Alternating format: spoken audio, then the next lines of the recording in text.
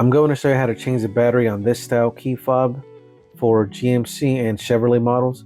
This is going to range from like a 2015-ish to about a 2022, depending on which model that you have. And it doesn't matter if yours has more or less buttons in this. As long as the push to start and it looks like this, where the key comes out, like so, then it's going to be the same. The battery that we're going to be using is a CR2032. So let's go ahead and get started. So the first thing you're going to want to do is have your key fob in this orientation, like where you're looking at it, where the key ring goes. And on the bottom left side, there's a little button right here. It is a little difficult to see, but I promise it's there, right there where I'm touching. You can either press this with your finger as far as you can or with your nail, and the key will separate, will come out. But if you have problems with it, you can get something metal, like I grabbed a spare key that I have, and you can push it right in there, and the key blade pops out. Your key will most likely be cut. This one is not cut because this is not a key that's programmed to a vehicle. This is just one I'm using for demonstration purposes. So grab the tip of your key. I'm going to use a different one because this is not cut, so it's a little difficult to get in there, and it skews the poor lighting. But yeah, so you're going to want to grab the tip and stick it in right here, and you're going to push inwards and twist to separate it. Again, I'm going to use a different one just because this one's thinner. Twist and push. What I see a lot of people doing, what causes these to get damaged, is that they'll get their key blade and they'll shove it in right here and twist it really hard. What that does is damages this part right here. Instead of pushing the case apart, you're just bending the little soft plastic piece. So you want to make sure to get it right in here, and this little spot here, but like this. So let's split it again. So again, I'm going to get this really thin key right here, put it in that little slot right there, twist and pull and push in just a little bit. Now it's separated. You can see how it's separating here and here. And very lightly, very carefully pull it away. It does feel like you're going to break it, but it's going to come out in one piece, as long as you do it the way I told you.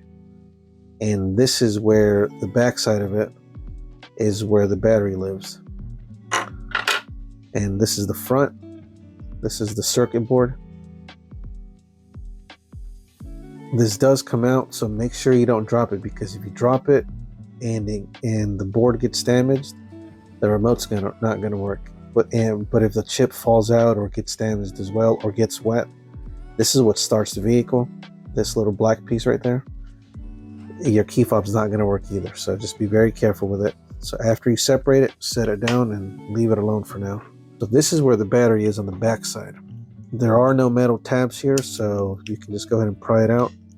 You can use this key blade, but again, that's thicker than this is, so I'm not going to use it. Or you can use a little knife or pick tool or something. So very important, this is the negative side, the one that's got a bunch of little dimples on it.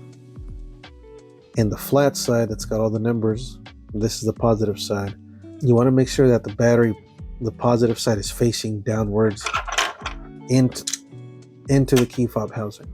So you're going to put your battery in like this, and all you're going to do is press it, and it'll fall right in. Now it's locked. It does not fall out. Make sure that this green part is still in there securely. The way you can tell is, see this little square is cut here at the corner and there. They line up with this part. They line up with this part and this part here. So you just want to drop it in there. Like, that's not a line right there. So you don't just put it in there. Grab it, move it over, and make sure your hands are clean. Very important. So now you see how this is lined into that notch, and so is this, and so are these two down here. And then from there you get your other half, the back half. I like to put it from the top the way it came out.